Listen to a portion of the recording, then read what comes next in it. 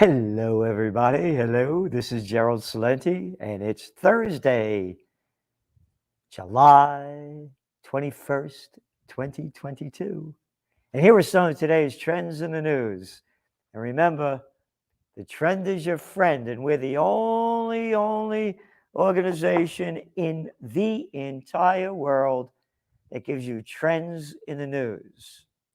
We tell you what's going on, what it means, what's next, what you should know, and what you might want to do, because a new study just came out by Gallup.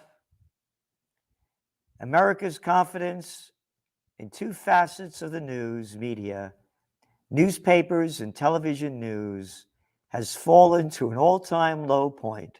You ready? Just 16% of American adults now say they have a great deal or quite a lot of confidence in newspapers, and 11% in television news. Both readings are down 5 percentage points since last year. So let's reread this. Just 16% of stupid shitheads swallow the crap spewed out by the mainstream. And if you look at the recent cover of the Trends Journal about the mainstream, that's it. Stay in the mainstream, stay stupid. We're giving you everything we can, in every way we can, to help you prepare for what's going on. I've been at this for 42 years. It's never have I been so sad about seeing the future. When I was a young guy, all the polls used to come out saying the future would be better than the past. And then you had a guy like Trump, make America great again.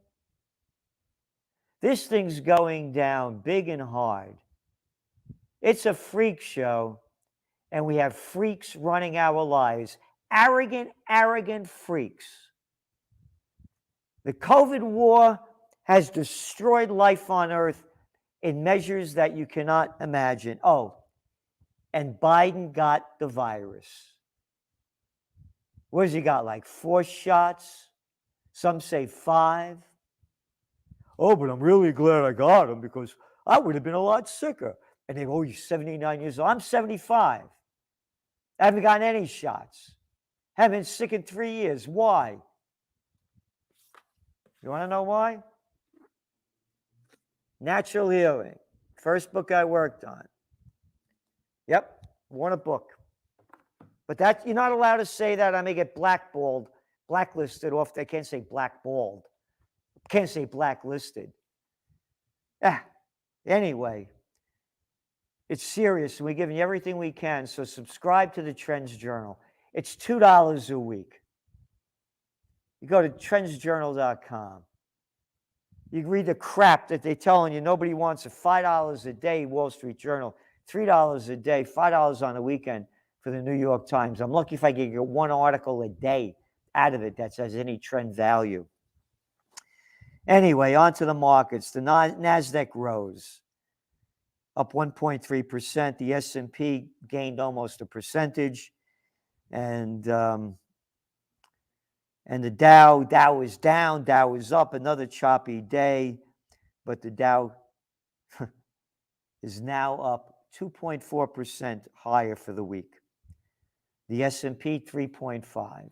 As things keep getting worse, the markets keep going up. You know, we mentioned in this Trends Journal, it's very hard now to forecast trends because games are so rigged right in front of our face. They're rigged. The merger of state and corporate powers is called fascism. There was no such thing as quantitative easing or zero interest rate policy when I was in Economics 101 at graduate school. And you can see the JP Morgan Chase gang, again, detailed in the Trends Journal, and a great site to go on, Wall Street on Parade, convicted of felonies, rigging things, like the precious metals markets. So it's all a game. But we're looking at the bigger picture and showing you what's going on, what it means, and what's next.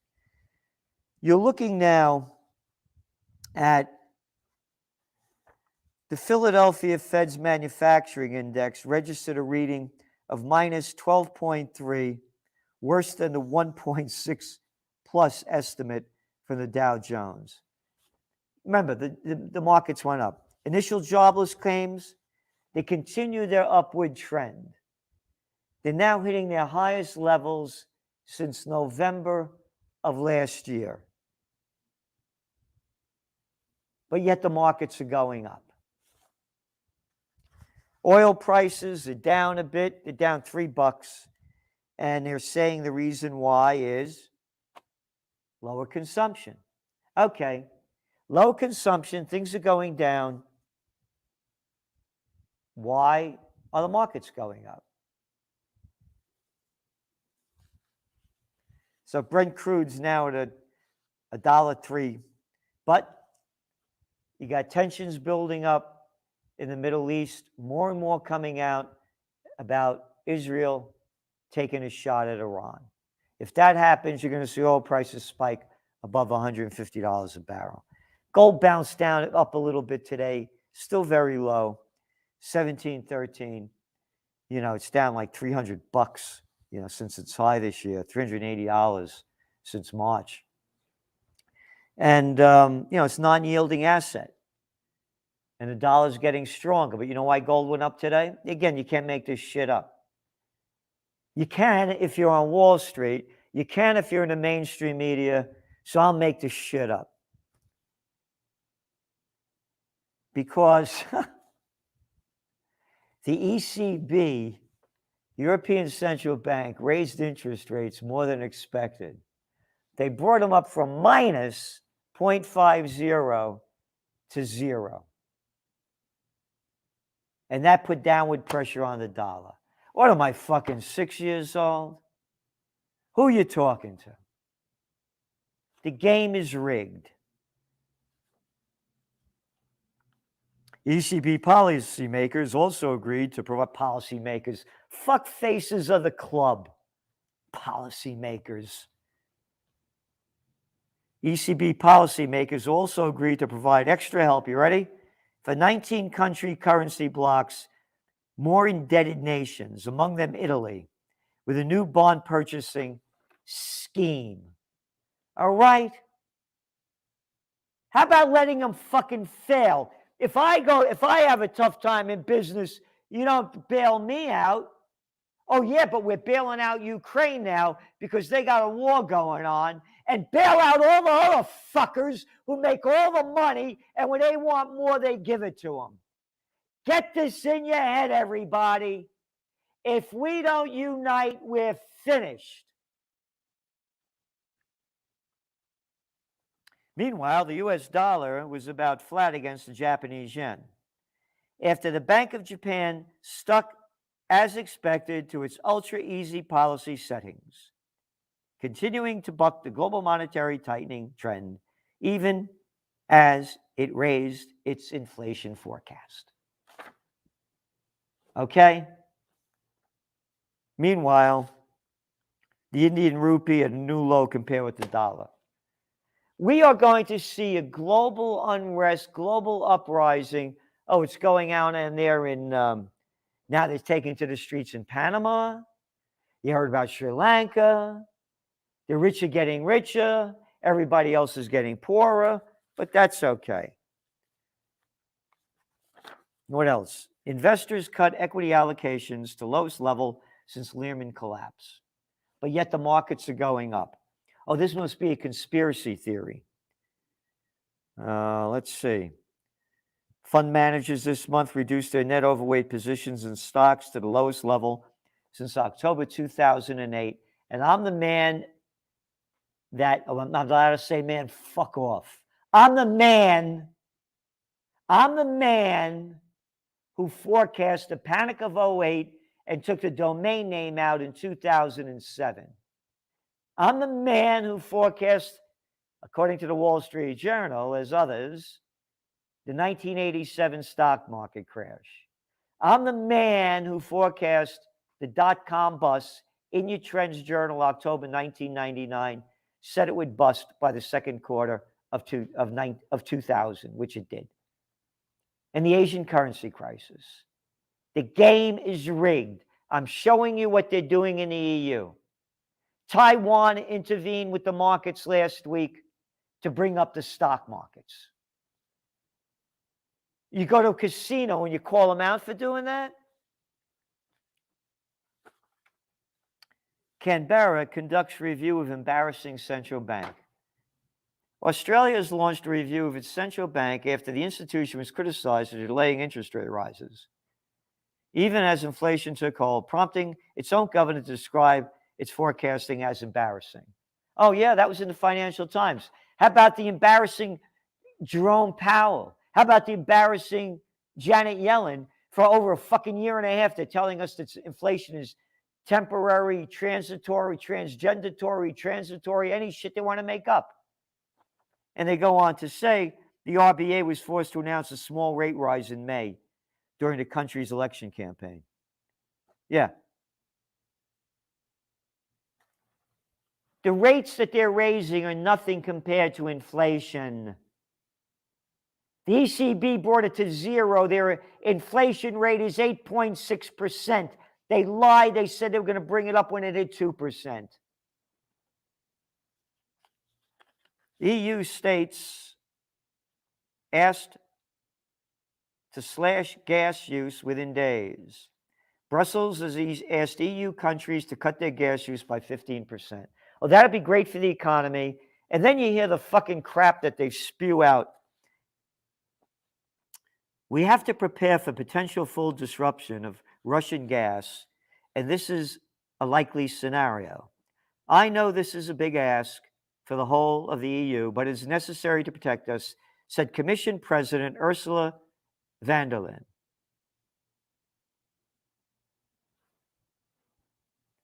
This is the woman that championed the sanctions against Russia. And that's the other shit I'm tired of. If only the women were in charge. Save it. Save it. Madeleine Albright, Hillary Clinton, Samantha Power, Susan Rice, Condoleezza Rice, Indira Gandhi, one after another, and now this one. All calling for war and murder. But Vladimir Putin, speaking this week in Iran, signaled that gas would only start flowing again at a reduced rate of 30 million cubic meters a day, or less than 20% capacity, because Canada is working on their turbine and they haven't returned it yet. All right, moving on. Blackstone nears record for real estate fund. Why are we writing about that? Because the bigs are buying up everything. And as the recession hits harder, they're going to buy up more. People won't be able to afford homes, and they live in the plant. It's a plantation workers of slave land here. They can't own their home. They rent them from these big companies. This is so sad what's going on, and this began with the panic of 2008. Brought to you by the banksters with their dirty derivatives deals and their subprime mortgages, and they keep taking more and more. Ford Motors cutting thousands of jobs. Mentioning this because each week in the Trends Journal, we're showing the job cuts. This is serious what's going on. You're not getting it in the media.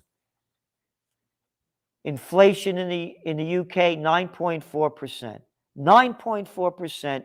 That fuckface that's gone now, they put all of these COVID war mandates on, pumped in all of this cheap money, then voted to send more weapons of death to Ukraine to keep the war going, driving up prices with sanctions. And where's the fight? We have the fight, and we're fighting. We're fighting for freedom, peace, and justice.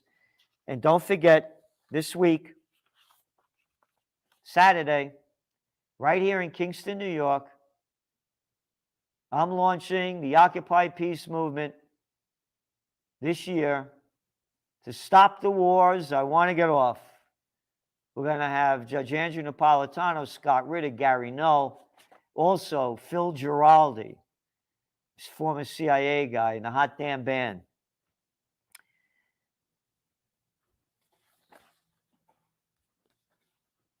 Wall Street Journal. Ukraine First Lady presses U.S. Congress for more weapons. Isn't that great? What's she doing over here? I'm an American. Get her out of here. What First Lady? Another actress that became the First Lady from the actor? Get him out of here. This is against the American spirit. Don't believe me? How about a man, a real man by the name of George Washington, a fighter, not like these little fuck faces that couldn't fight their way out of a paper bag playing president.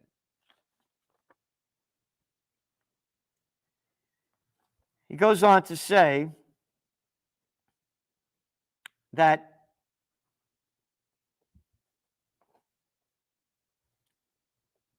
we should not become in foreign entanglements.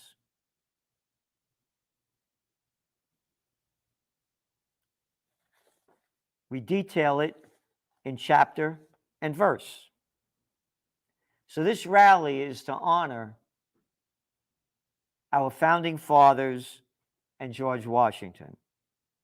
He warned that any nation which indulges towards another in habitual hatred or habitual fondness is in some degree a slave. Observe good faith and justice towards all nations.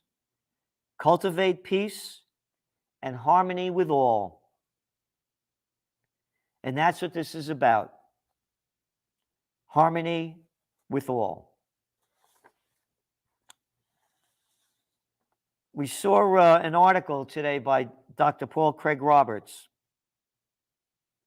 He writes, quote, the U.S. government's, this is the name of it, nuclear primacy meta-strategy says that there are, quote, acceptable levels of destruction of America in a nuclear war against Russia and or China, so long as America comes out on top globally at the end, end quote. He goes on to say, would a sane government start a war on such a risky assumption? To which I say, no, they would not. By their deeds you shall know them. As we have long noted, by their murderous, thieving deeds, they are insane governments, mentally ill politicians are running and ruining our lives. World War III's begun. If we don't unite for peace, we're going to die in war. We have insane people in charge. So please do what you can. Go to occupypeace.com, occupypeace.com, and do what you can to support us. And be here. We're going to live stream, by the way. It's going to be live stream on Occupy Peace, on this channel, on a whole bunch of channels. So if you can't be here live, we'll be live stream. The White House is expected to announce another round of military aid for Kiev this week, according to the Wall Street Journal. China blames U.S. for Ukraine conflict. No kidding. Putin tells U.S. to stop looting Syria. They're stealing its oil. That's right. They're in the eastern part of Syria. America went into Libya for the same reason in Iraq. As I said, you'd think if their major export was broccoli, we'd be there. What else? Pentagon keeps a lid on Afghan exit review. The Pentagon leadership is reviewing an assessment of the military's role in the Afghan conflict, the war that we got lied into by George W. Bush, who should be brought up on war murder charges, that were there for 20 years, cost us trillions of dollars, and they won't release any of the information. As Judge Napolitano says, the military, they lie, cheat, and steal. And the U.S. Defense Secretary, Lloyd Austin, who before became Treasury Secretary, Defense Secretary, was sitting on the board of directors of Raytheon, the second largest defense contractor, said back in September, the day after the U.S. forces pulled out, that the Pentagon would conduct a full-scale after-action assessment, but these internal reviews are not allowed to be seen by we, the people of Slavelandia. Kiev obtains preliminary agreement to suspend their debt payments for like a year. Isn't that great?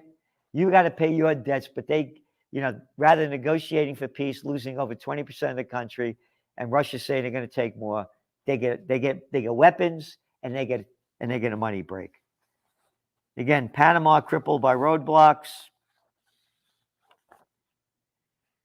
And then, as we said, the rich are just getting richer, and I want to keep making this really clear. A little while ago, Oxfam came out and said that a new billionaire emerged every 30 hours after the COVID-19 pandemic. Again, not the pandemic, the lockdowns imposed upon us by dictators in a country, city, state near you.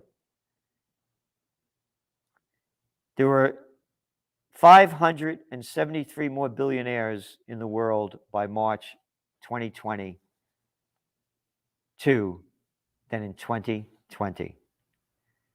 And the food giants like Cargill, you ready?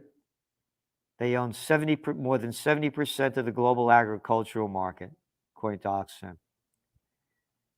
The Cargill family generated a net income of some $5 billion last year. There are now 12 billionaires in the Cargill family alone, up from 8. Small farmers gone, small processors gone.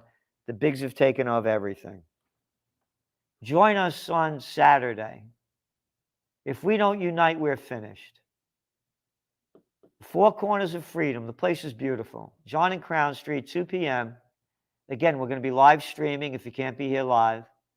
Judge Andrew Napolitano, Phil Giraldi, Scott Ritter, Gary Null, myself, the Hot Damn Band. Go to OccupyPeace.com, OccupyPeace.com for more information. And subscribe to the Trends Journal. The more subscribers we have, the more we can do. And the more you subscribe to the Trends Journal, the more we do for you. Thank you.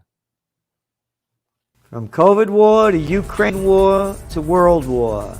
Are you prepared for what's next? These are unprecedented times.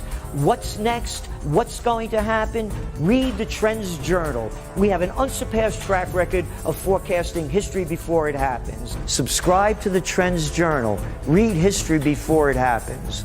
From the world leader in trend forecasting.